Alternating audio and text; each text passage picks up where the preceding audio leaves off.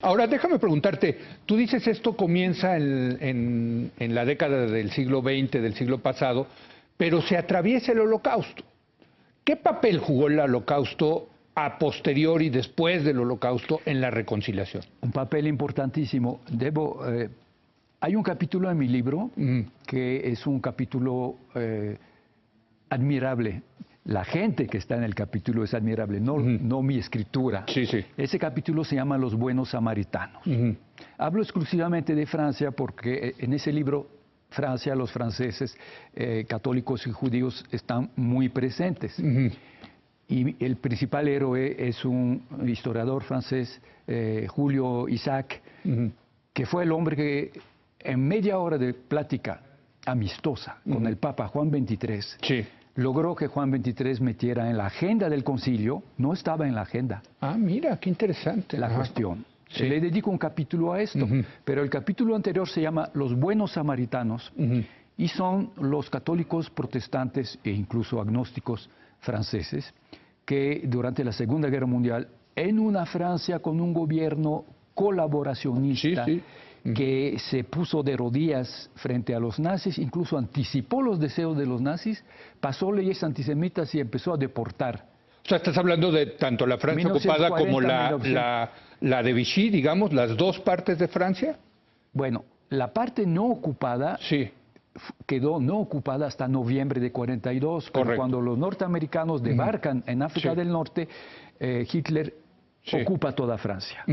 Y la Francia del Sur, que era un refugio relativamente seguro para los judíos, se volvió una trampa. Y ahí cuento la historia, y es el primer capítulo del libro, porque eso sí es una historia personal. Una mujer que conocí, que mi familia conoció, que incluso mi familia mexicana conoció, porque era el médico de mi familia desde que yo era chiquito. Esa mujer, Marie-France Payeret, catalana francesa, armó una red desde Niza, frontera con Italia, hasta la frontera española para pasar judíos. Haz de cuenta lo que llaman el metro o el túnel para sacar los esclavos negros del sur hacia el norte. Ella y mucha gente. Lo que los judíos en Israel llama el Museo del Holocausto los justos entre las naciones, ¿no? Aquellos que arriesgaron su vida para salvar vidas de los judíos, ¿no? Ella, su hermano y su madre son tres justos entre las naciones. Ella tiene el número de registro 11.573. Hoy en día hay 26.000 justos. De los 26.000, 4.000 son franceses. Fíjate. No está mal. Así es. Y fíjate, en un país que tuvo el gobierno quizá más infame de la Europa ocupada por los nazis, se salvó el 75% de la comunidad judía. Sí, así es. Mientras que en la Holanda, mucho menos antisemita, no pudieron salvar tanto. Así es. No es que los franceses hayan sido mejores que los holandeses. Hubo muy buena gente, pero Francia, un gran país, con frontera con España, y todavía un país rural. Y ahí pudo... Con 30.000 pueblitos. Aquí en México yo te puedo presentar gente que hoy tiene 80, 85 años, que de niño con toda su familia pasó toda la guerra en un pueblito cerca de Toulouse, protegido por toda la población. Ese amigo me decía, nosotros pensamos que nadie sabía que éramos judíos. Y un día llega un muchacho corriendo y dice, mi papá les dice, corren a esconderse y ven a la Gestapo. Y nos dimos cuenta que todo el mundo sabía. Ahora, déjame preguntarte, en el libro supongo juega un papel importante los papas, empezando con Juan XXIII, ¿no? Pero luego la reconciliación con el Papa Juan Pablo II. En fin, cuéntanos esa historia de los papas, ¿no? Bueno, que es importante como autoridad, ¿no? de la Iglesia Católica. Es muy importante y, digamos, la historia de la Iglesia es tan larga, 2000 años, ¿verdad? Entonces tienes papas buenos y tienes papas malos y tienes papas mediocres. Pero en la Edad Media, el otro día tenía el texto a la mano y lo cité en una entrevista, es en el siglo XII, siglo XIII, hay persecuciones, los judíos sufren persecuciones en Europa en general. Y como pasaba muchas veces, los jefes de comunidad judía, algunos rabinos, escriben al Papa para pedirle su ayuda. Sí. Y ese Papa, Inocencio IV, publica una bula. Bula es un texto papal, no es la encíclica, pero es un texto muy oficial, donde denuncia las persecuciones contra los judíos.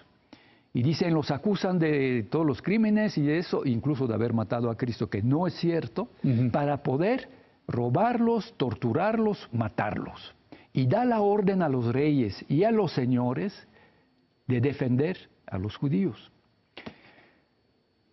Y hay varios papas así. En el siglo XVIII, Polonia, que había sido desde el fines de la Edad Media hasta el siglo XVII, incluido un refugio para los judíos. Cuando los judíos estaban expulsados de toda Europa, ¿por qué razones? No te sabría decir, pero hay unos reyes polacos sabios, tolerantes y generosos. Incluso, sí, en la Europa de las guerras de religión entre católicos y protestantes, Polonia es un oasis donde los protestantes no tienen problemas. Hay protestantes, católicos, judíos y herejes, y no les pasa nada.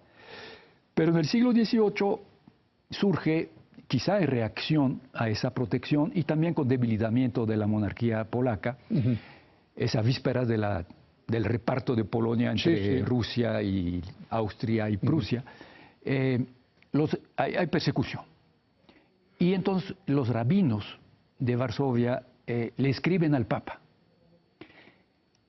La acusación es que cometen el crimen ritual. Es una cosa que estudié en mi libro anterior, que se llama La fábula del crimen ritual, que los judíos matan a un niño cristiano en Semana Santa y con Pascua, en Pascua, y con su sangre amasan la matzá famosa, el panásimo, el panásimo.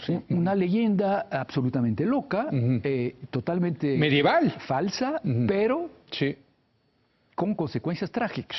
Porque como hoy en día en México a cada rato encontramos por ahí un niño, un muchacho, una muchacha asesinada o violada, en ese momento dicen, son los judíos. Si es en Semana Santa, dice, son los judíos. Y entonces le piden al Papa que explique que no es cierto. Y Roma manda un texto al rey de Polonia, a todos los obispos, al provincial de la Compañía de Jesús, y al provincial de los dominicos de Polonia, diciendo lo del crimen ritual es una fábula mentirosa y mortífera. De aquí en adelante ustedes deben predicar en cátedra contra eso. Por eso te digo, lo del concilio no es nuevo. Del concilio ya en el siglo XX. De 1965. Pero por la primera vez tuvo una eficacia. Yo creo que por los medios de comunicación, todo lo que quieres, ese gran historiador francés que tuvo ese papel tan decisivo, él perdió su esposa y perdió su hija en campo de concentración. Una familia agnóstica, totalmente integrada. Él, un linaje de militares desde la Revolución. Y él fue tú cuentas, supongo, esa historia. Él fue cuento esa historia. A persuadir a Juan XXIII. Fue a Roma y tuvo una entrevista con Juan XXIII en junio de 1960. Todavía no empezaba el concilio, pero ya se había cerrado la agenda. Y entonces él llega y le explica al Papa, le dice, mire, hay muchas variedades de antisemitismo. Pero para que no vuelva jamás, pues hay que luchar contra eso, que no vuelva jamás el genocidio, la Shoah, el Holocausto. El único que realmente se puede erradicar, la raíz cristiana se puede cortar, porque usted tiene una gran organización que se llama la Iglesia, con obispos, con sacerdotes, con órdenes religiosas, monjes y monjas, y hay cientos de millones de cristianos que le hacen caso. Si usted como Papa ayuda a eso, podemos erradicar ese antisemitismo. Hay otro que no vamos a poder erradicar, pero ya con eso sería una labor formidable. Hablan media hora, le entrega un memorándum de 6 páginas que publico, porque Jules Isaac, que apreciaba mucho a mi padre, que era un joven historiador, pero se veían constantemente. Jules Isaac fundó la amistad judeo-cristiana y emboletó a mi papá, a mi mamá. Y entonces cada jueves en la tarde íbamos con el señor, don Julio, y yo desde chiquito hasta adolescente lo conocí. Mira. Un personaje admirable, tenía toda la rigidez de un militar, un alto flaco. Y él escribió Jesús e Israel, raíces cristianas del antisemitismo, la enseñanza del desprecio. Entonces lo que le pide al Papa es que desaparezca la enseñanza del desprecio. Y lo logró. Sí.